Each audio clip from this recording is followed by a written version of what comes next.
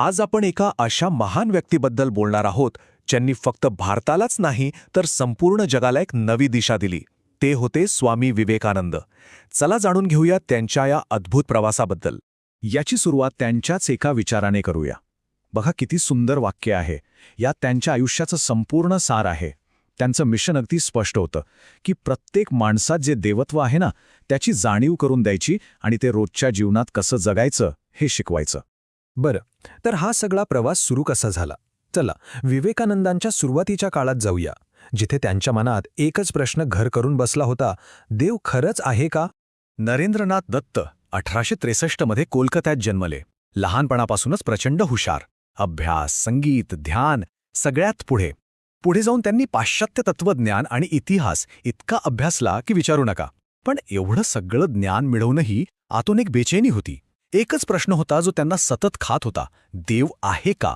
आणि हाच प्रश्न घेऊन ते त्या काळातल्या प्रत्येक आध्यात्मिक गुरूंकडे गेले आणि सगळ्यांना एकच प्रश्न विचारायचे: महाशय, तुम्ही देवाला पाहिलंय का? त्यांना पुस्तकातली उत्तरं नको होती. त्यांना थेट अनुभवातून आलेलं उत्तर हवं होतं. आणि मग अखेर त्यांना ते उत्तर मिळालं, ज्या उत्तराने त्यांचं आयुष्यच बदलून गेलं. श्री रामकृष्ण परमहंस, त्यांनी काही आडवळण न घेता थेट उत्तर दिलं: हो, मी त्याला पाहिलं आहे. जसा मी तुला पाहतोय ना, तितकंच स्पष्ट, किंबहुना त्याहूनही जास्त तीव्रतेने. या एका वाक्याने नरेंद्रनाथांच्या आयुष्याला कलाटणी मिळाली. आणि इथूनच सुरुवात झाली एका अद्भुत गुरु-शिष्य नात्याची. पाहूया श्री रामकृष्णांच्या मार्गदर्शनाखाली नरेंद्रनाथांचा हा प्रवास कसा पुढे गेला आणि त्यात कोणती आव्हानं आली. दक्षिणेश्वरच्या काली मंदिरात रामकृष्ण आणि नरेंद्रनाथ यांच्यात एक असं नातं जुळलं जे शुद्ध प्रेमावर आधारलेलं होतं. रामकृष्णांच्या मार्गदर्शनाखाली नरेंद्रनाथांच्या मनातल्या शंकांची जागा आता श्रद्धेने घ्यायला सुरुवात केली होती आणि त्यांची आध्यात्मिक प्रगती खूप वेगाने होत होती. पण हा प्रवास काही फुलांच्या वाटेवरून नव्हता. नरेंद्रनाथांवर एकापाठोपाठ एक दोन मोठी संकटं आली. 1884 मध्ये अचानक त्यांच्या वडिलांचं निधन झालं आणि संपूर्ण कुटुंब रस्त्यावर आलं. आणि त्यानंतर लगेचच 1885 मध्ये त्यांचे प्राणप्रिय गुरु श्री रामकृष्ण यांना घशाचा कॅन्सर झाल्याचं कळलं. विचार करा, एकीकडे घरात प्रचंड गरिबी आणि दुसरीकडे आजारी गुरूंची सेवा. तरीही नरेंद्रनाथांनी आपल्या गुरुबंधूंसोबत मिळून गुरुसेवेची जबाबदारी उचलली. त्या आजारपणातच श्री रामकृष्णांनी आपल्या शिष्यांमध्ये त्यागाची आणि बंधुत्वाची भावना पेरली.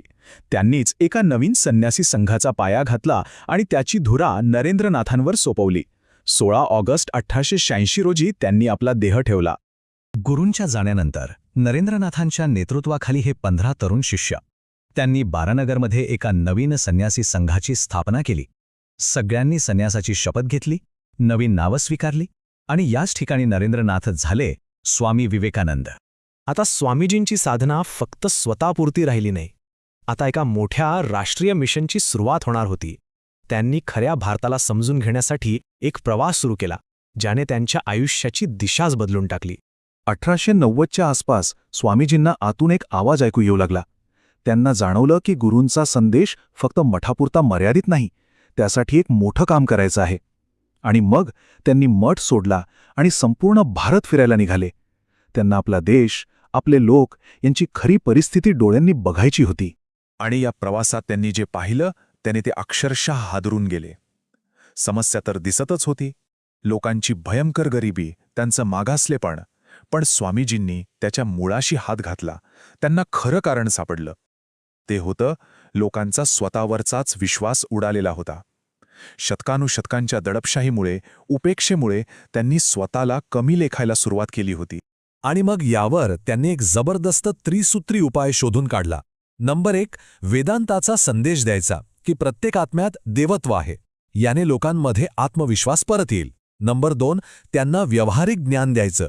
शेती, उद्योग याच्या नवीन पद्धती शिकवायच्या, जेणेकरून त्यांची आर्थिक परिस्थिती सुधरेल. आणि नंबर 3, हे दोन्ही प्रकारचं ज्ञान अगदी गरीबातल्या गरीबापर्यंत पोहोचवण्यासाठी एक शिक्षण व्यवस्था उभी करायची. भारताच्या उद्धाराचा हा प्लॅन आता त्यांच्या मनात पक्का झाला होता. आणि मग त्यांनी ठरवलं की हा संदेश आता जगासमोर मांडायचा. आणि इथूनच सुरुवात झाली त्यांच्या ऐतिहासिक अमेरिका प्रवासाची. पण ते शिकागोच्या 1893च्या जागतिक धर्म परिषदेत का गेले? यामागे 3 मुख्य कारणं होती. 1, आपल्या गुरूंचा विश्वबंधुत्वाचा संदेश जगाला द्यायचा होता. दुसरं, भारतातल्या लोकांच्या मदतीसाठी काही आर्थिक पाठबळ मिळवायचं होतं. आणि तिसरं आणि सगळ्यात महत्त्वाचं, कन्याकुमारीमध्ये ध्यान करत असताना त्यांना जो एक आतून आवाड आला होता त्याचं पालन करायचं होतं.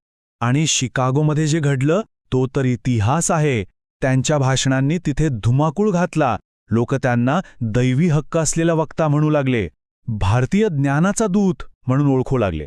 त्यांनी पाश्चात्य जगाला धर्माकडे बघण्याचा एक पूर्णपणे नवीन दृष्टिकोन दिला.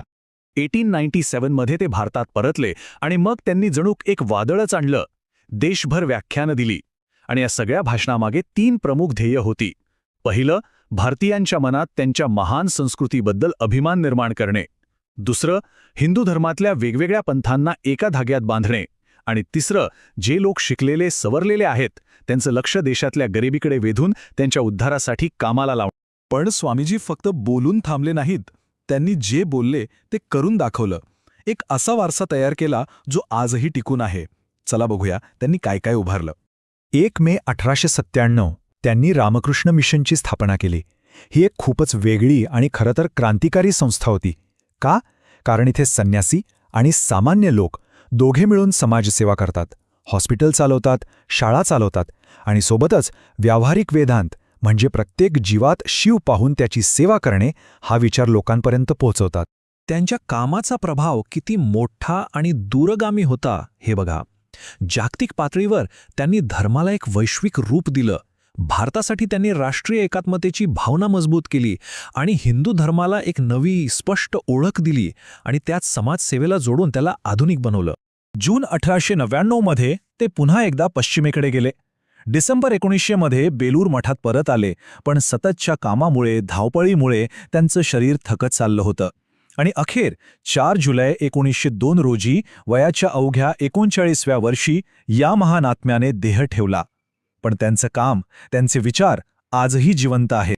स्वामीजींनी आयुष्यभर एकच गोष्ट सांगितली की खरी शक्ती, खरं देवत्व हे कुठे बाहेर नाहीये, ते आपल्या आतच आहे. मग जाता जाता एकच प्रश्न मागे राहतो, जर ते देवत्व आपल्या आतच आहे तर मग ते प्रगट करण्यासाठी आपण अजून कशाची वाट बघतोय?